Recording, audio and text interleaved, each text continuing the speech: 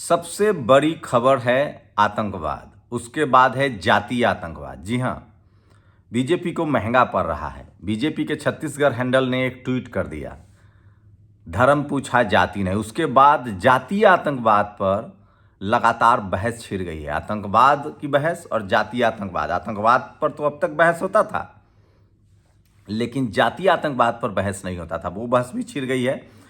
चंद्रशेखर आजाद ने तो बाकायदा आज एक जातीय आतंकवाद के खिलाफ ट्वीट कर दिया है, जातीय आतंक लिखा है उन्होंने। मतलब ये डिस्कोर्स में आ चुका है। तो आज सबसे पहले मैं आपको बताऊंगा, भारत सरकार, सोचिए, टीवी अखबार जब से हमला हुआ है गला फूल गया है। कड़े कदम, कड़े कदम, कड़े कदम। मैं आपको बताऊंगा कि ये कड़े कदम क्या अब तक उठाए गए हैं और उस पर लोगों की क्या प्रतिक्रिया है। सिंधु घाटी जल समझौता रोक दिया गया है। अटारी बॉर्डर से आवाजाही बंद कर दी गई है। पाकिस्तानियों का वीज़ा रद्द कर दिया गया है। पाकिस्तानी भारतीय दूतावास बंद और 7 दिन के अंदर देश छोड़ने का। किसी भी पाकिस्तानी नागरिक को अगले फैसले तक वीज़ा नहीं। इसका क्या असर होगा? क्या ये सचमुच में कड़ी कार्रवाई है या ये सब कुछ मीडिया मैनेजमेंट है? ये सबसे बड़ा सवाल है जो मैं आपको बताऊंगा और इसकी जानकारी दूंगा। नमस्कार, मैं शंभू कुमार सिंह और आप देख रहे हैं नेशनल दस्तक।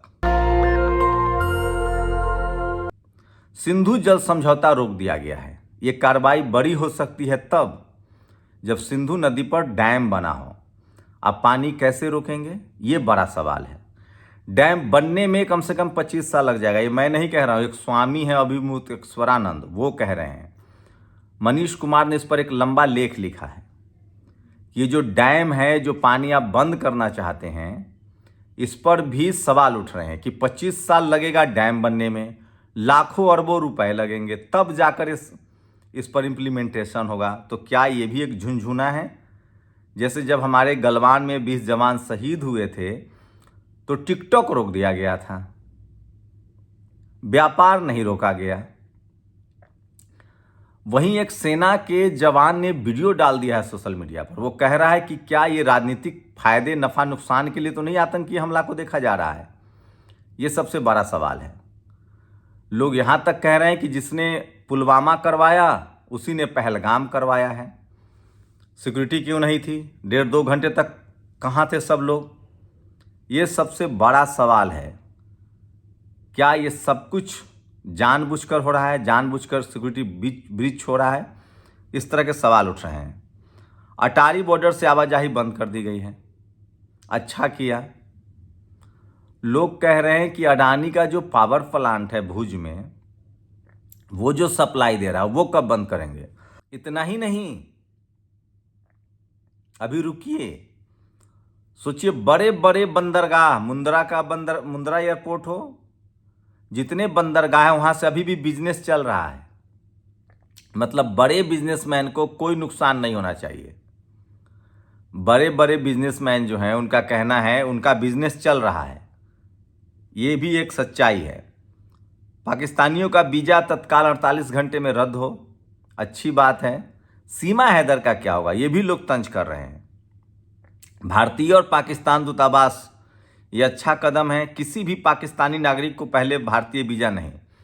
लोग सवाल पूछ रहे हैं, यहाँ तक कि उमर अब्दुल्ला ने सवाल पूछा है कि आपको रोका किसने है? पाकिस्तान कम से कम इसी बहाने पीओके, पाक अधिकृत कश्मीर जो है, उसी पर कब्जा कर लीजिए।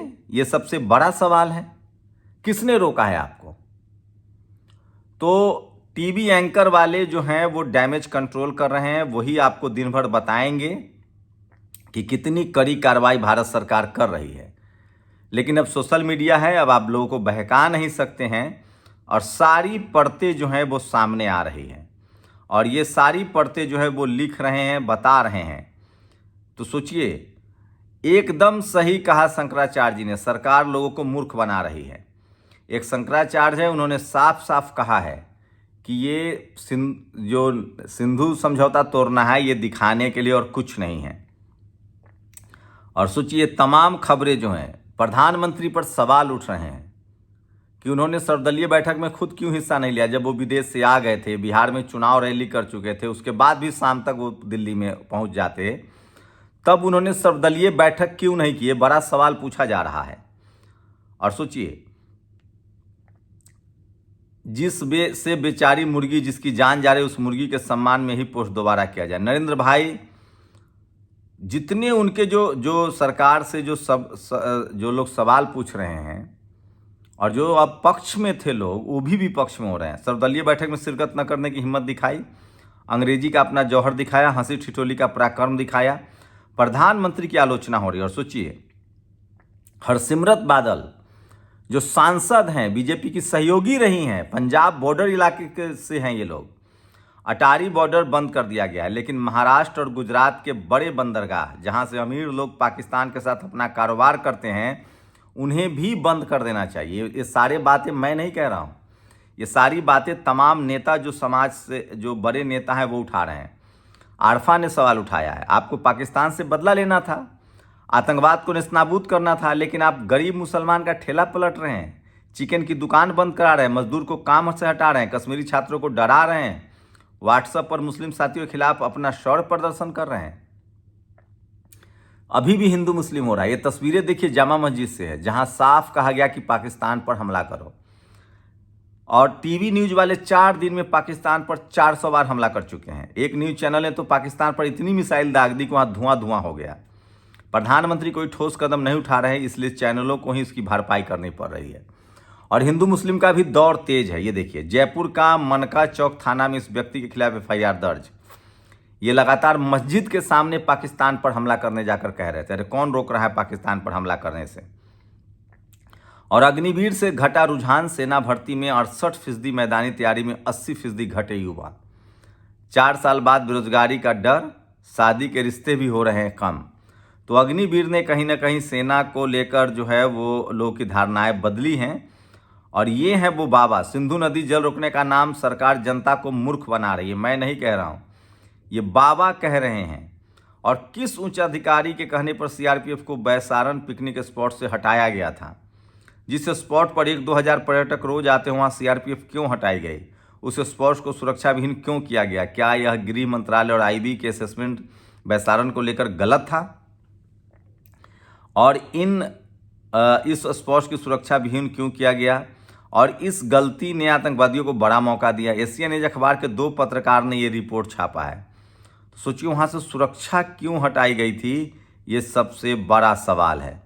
और आज देश में सच्चे पत्रकार नहीं बचे हैं, इसलिए मीडिया के रिपोर्टर के साथ क्या व्यवहार हुआ। जिस दिन सच्चे पत्रकार बन जाएंगे उस दिन सोचिए अखिलेश यादव का ये तंज लगातार सोशल मीडिया पर वायरल है। जब मुंबई में आतंकी हमला हुआ था तब गृह मंत्री ने नैतिक जिम्मेदारी लेते हुए इस्तीफा दिया था। NSA ने भी प्रधानमंत्री मनमोहन सिंह से इस्तीफा सौंप दिया था। एक वक्त था जब नेता अपनी गलती की जिम्मेदारी लेते थे, अब तो मलाई खाने में लगे हैं। तो ये तमाम बड़ी खबरें हैं जो सोशल मीडिया पर वायरल हैं और फर्जी वीडियो भी शेयर किए जा रहे हैं। तो सरकार की आलोचना अब जमकर हो रही है, सरकार बच नहीं पा रही है। और जो लोग उनको बचाने वाले भी थे उनके पास भी अब लॉजिकली बहुत ताकत नहीं बच गई है। ये तो था आतंकी हमले का अपडेट, अब मैं आपको जातीय आतंकी हमले का भी अपडेट दूंगा। अब लगातार मेरी कोशिश रहेगी कि जातीय आतंकवाद भी आपको बताया जाए। सोचिए एक बड़े अधिकारी रहे हैं सेना के, करगिल वॉर में उन्होंने लड़ा है। उन्होंने कहा है कि पहलगाम में बड़ी चूक हुई है, ये सबसे बड़ी खबर है। और ये देखिए जयपुर में बीजेपी विधायक बाल मुकुंद आचार्य जामा मस्जिद पहुंचे और पाकिस्तान मुर्दाबाद के पोस्टर लगाए। तो मस्जिद भारतीय मुसलमानों को कटघरे में खड़ा किया जा रहा है। ये भारतीय सेना के सिपाही अशोक कुमार हैं जो स्क्रीनशॉट में दिखा रहा हूं, उन्होंने गंभीर सवाल उठाए हैं। तो 2019 के लिए पुलवामा कराने वाले अपनी मंशाओं को पूरा करने के लिए बिहार और बंगाल को फुल बहुमत से जीतने के लिए पहलगांव नहीं करा सकते क्या? इस तरह के तंज किए जा रहे हैं सोशल मीडिया पर सरकार पर।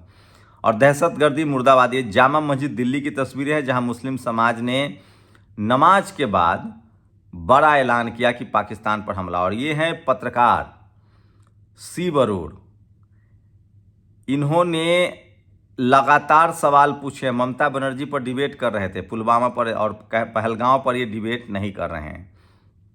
तो धीरे धीरे ही जनता समझ रही है।